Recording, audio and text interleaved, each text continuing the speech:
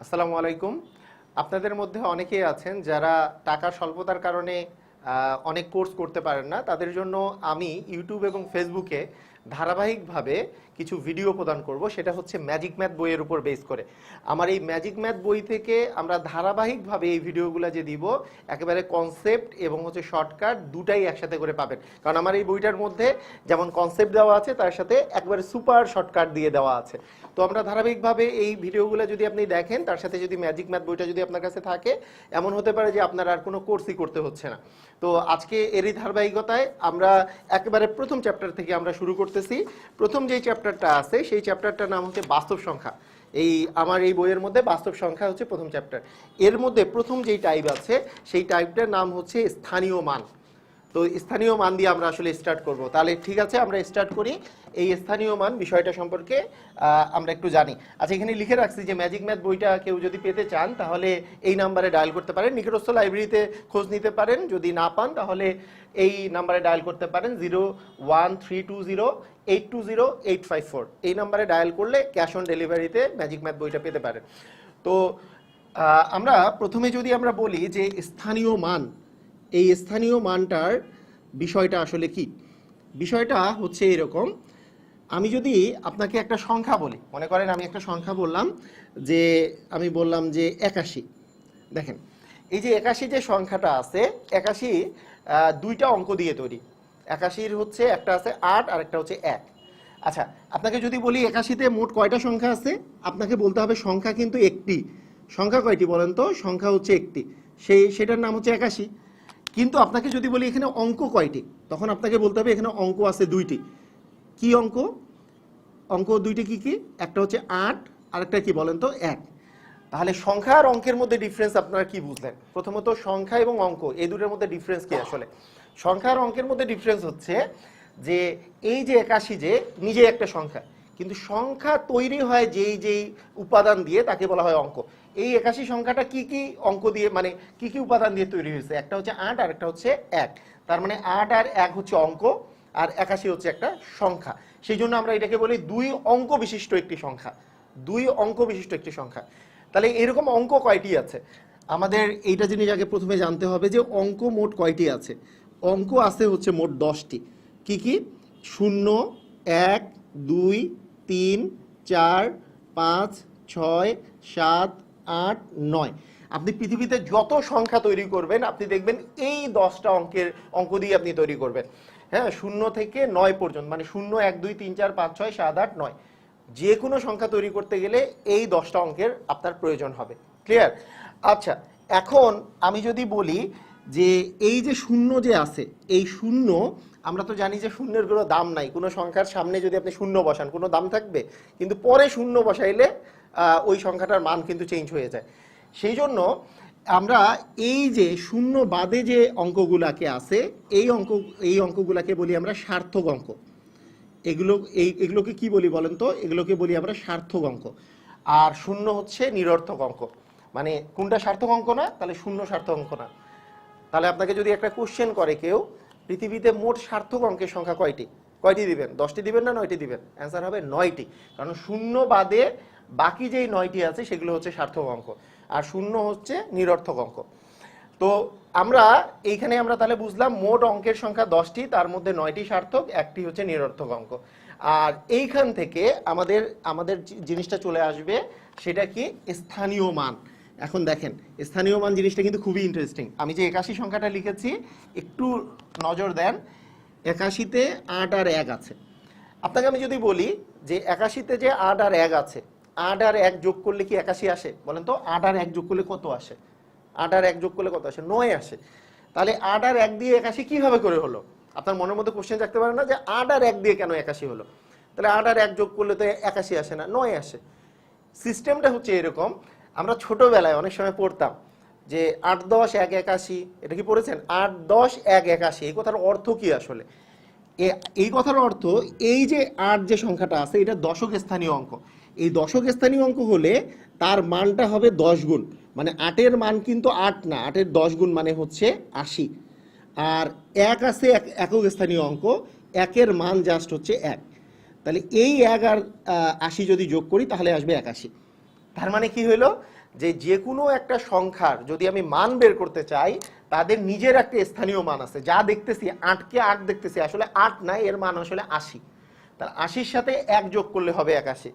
তার মানে স্থানীয় মানগুলো আমার জানা দরকার, না হলে তো আমি সংখ্যাটাই বের করতে পারবো না, তাই না? তো আমরা এইভাবে করে যদি বলি যে এই স্থানীয় মানগুলো আমরা কিভাবে করে বের করি, আমাদের সবার ধারণা আছে, তাই না? স্থানীয় মানগুলো আমরা ডান পাশ থেকে এইভাবে করে আমরা বের করি যে একটা আছে একক, তারপরে কি আছে দশক, তারপরে কি আছে শতক, তারপরে আছে শতক, তারপরে হাজার, তারপরে অযুত, তারপরে হচ্ছে লক্ষ, তারপরে আমরা জানি নিযুত এবং হচ্ছে কোটি, তাই না? একক, দশক, শতক, হাজার, অযুত, লক্ষ, নিযুত, কোটি। এই একক মানে তো হচ্ছে এক, একক মানে কি এক, দশক মানে হচ্ছে 10, শতক মানে হচ্ছে 100, হাজার মানে 1000, অযুত মানে হচ্ছে 10,000, অযুত মানে কত হাজার? 10,000। লক্ষ মানে কত? লক্ষ মানে তো একের পরে 5টা শূন্য হইলে লক্ষ হয়। নিযুত মানে হচ্ছে 10 লক্ষ, নিযুত মানে আসলে 10 লক্ষ। আর কোটি মানে তো একের পরে 7টা শূন্য, একের পরে 7টা শূন্য দিলে কোটি হবে।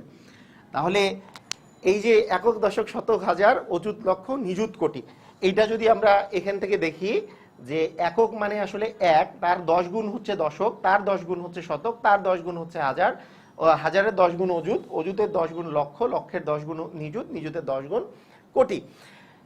এই যে এগুলো হচ্ছে স্থানীয় মান। এগুলো দিয়ে আসলে আমাদের কাজ কি? মনে করেন আপনার কাছে একটা সংখ্যা আছে, ধরেন আমি বললাম যে 9,523, 9,523।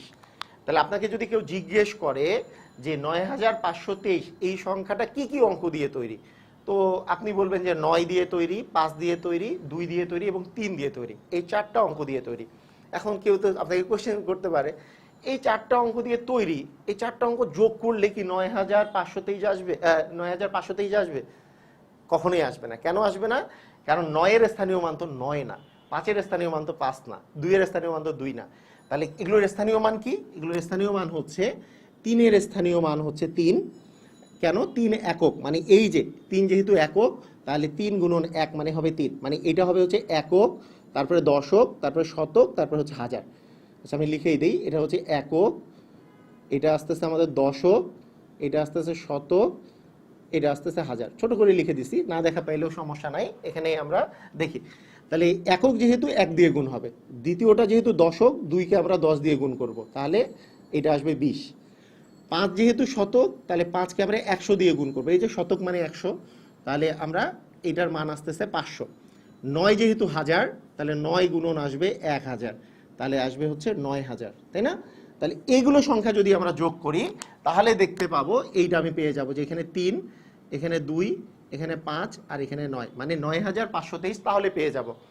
তাহলে আমাদের বিষয়টা হচ্ছে এরকম যে প্রত্যেকটা প্রত্যেকটা স্থানের জন্য একটা স্থানীয় মান আছে, এবং সেই অঙ্কগুলোর স্থানীয় মানটাই আমরা আসলে টাইপ 1-এ করেছি।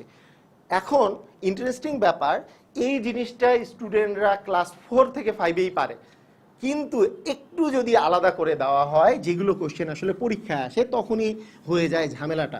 কিরকম? মনে করেন আপনাকে বলা হইল যে একটি সংখ্যার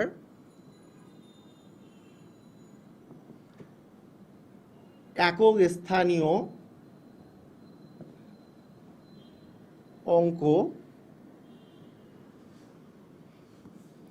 অঙ্ক হচ্ছে x এবং দশক স্থানীয় অঙ্ক y।